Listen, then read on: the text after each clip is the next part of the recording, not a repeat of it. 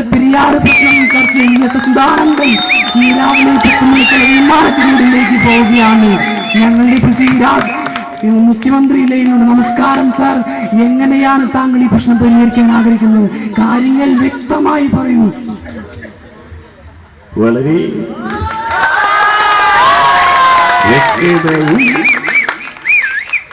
വ്യക്തവുമായ രീതിയിൽ പറയുകയാണെങ്കിൽ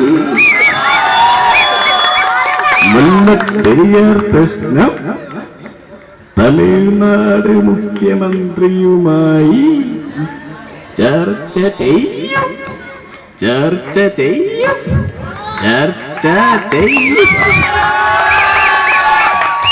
ഏതായാലും മടങ്ങി വരാം. ഇപ്പോൾ തിരുവനന്തപുരം സ്റ്റുഡിയോയിൽ മുൻ മുഖ്യമന്ത്രിയും പ്രതിപക്ഷ നേതാവായ ഉമ്മൻചാണ്ടിയുണ്ട്. നമസ്കാരം സാർ, ഏത് രീതിയിലാണ് താങ്കൾ ഈ പ്രശ്നം പരിഹരിക്കുന്നത്? കാര്യങ്ങൾ വ്യക്തമായി പറയൂ. അതായത്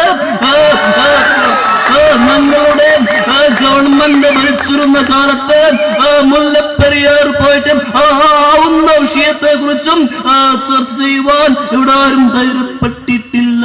മുഖ്യമന്ത്രി രാജിവെച്ചെങ്കിൽ മാത്രമേ എന്തെങ്കിലുമൊക്കെ ചെയ്യാൻ സാധിക്കൂ. തിരിച്ചു വരാം. ഇപ്പോൾ കൊച്ചി സ്റ്റുഡിയോയിൽ ബഹുമാനപ്പെട്ട കെ കരുണാകരനുണ്ട്. നമസ്കാരം സാർ. അന്തരിച്ചു പോയ കെ കരുണാകരനുണ്ട്. നമസ്കാരം സാർ. താങ്കൾക്ക് ഇതിനോടുള്ള അഭിപ്രായം എന്താണെന്ന് രേഖപ്പെടുത്തുക.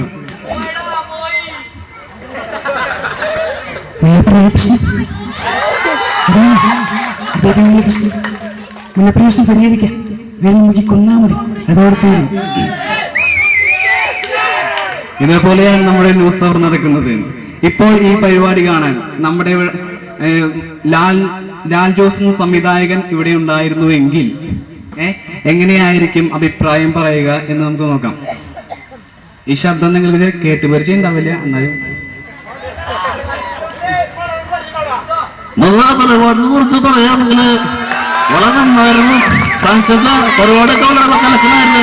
പക്ഷെ ഇന്നത്തെ പിള്ളേർക്ക് ഇവിടെ ജോഷ് പോരാ. അതുകൊണ്ട് പരിപാടിയൊക്കെ നന്നായി കളിക്കാനൊക്കെ നിങ്ങൾ ശ്രദ്ധിക്കുക. അടുത്തതായിട്ട് ഒരു പഴയകാല നടനെ അനുസ്മരിക്കുകയാണ് KP ഉമ്മർ. ശാരദേ,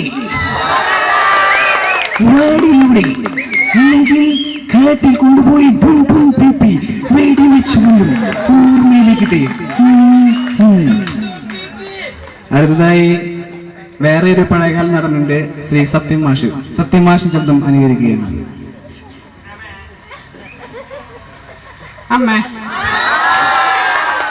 ഞാൻ നാളെ അമേരിക്കക്ക് പോവാ. ചൂണ്ടിയിടാൻ വരുമ്പോ വലിയ മീൻ കൊണ്ടുവരാം പള്ളത്തി.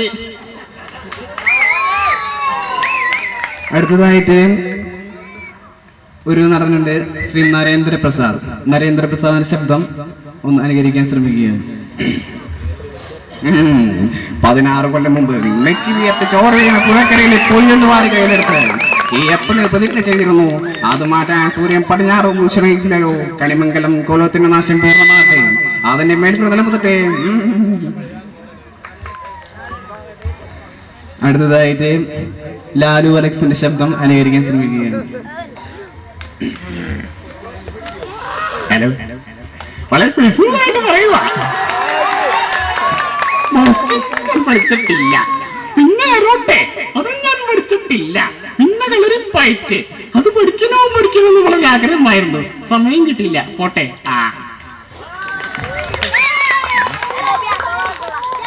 അടുത്തതായിട്ട് ജനാർദ്ദനൻ ചേട്ടന്റെ ശബ്ദം ക്ലിയർ അല്ല, എന്നാലും ശ്രമിക്കാം.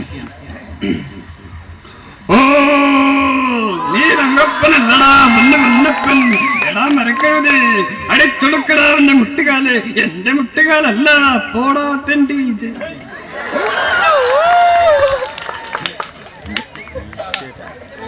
അടുത്തതായിട്ട് കലയിൽ ഏറ്റവും കൂടുതൽ നമ്മൾ പറയുമ്പോൾ കഥ, തിരക്കഥ, സംഭാഷണം എന്നിവയിൽ വളരെ പ്രശസ്തനായ ഒരു നടനുണ്ട്, ശ്രീ ബാലചന്ദ്ര മേനോൻ. അവസാനമായി ബാലചന്ദ്ര മേനോൻ ശബ്ദം അനുകരിച്ച് ഞാൻ നിർത്തുകയാണ്. എനിക്ക് തൃപ്തിയായി. വിഷുവാകുമ്പോൾ ഞാനും എൻ്റെ കൂട്ടനും കൂടി തോപ്പിലോട്ടിറങ്ങും. മൂവാണ്ടൻ മാങ്ങ, പേരയ്ക്ക മാങ്ങ, ഞങ്ങൾ പാടും കൂട്ടാ. കാറ്റേവാ കാറ്റേവാ ഒരു മാമൻ വിട്ടേച്ചു പോകും. Thank you. നന്ദി, നമസ്കാരം. Thank you.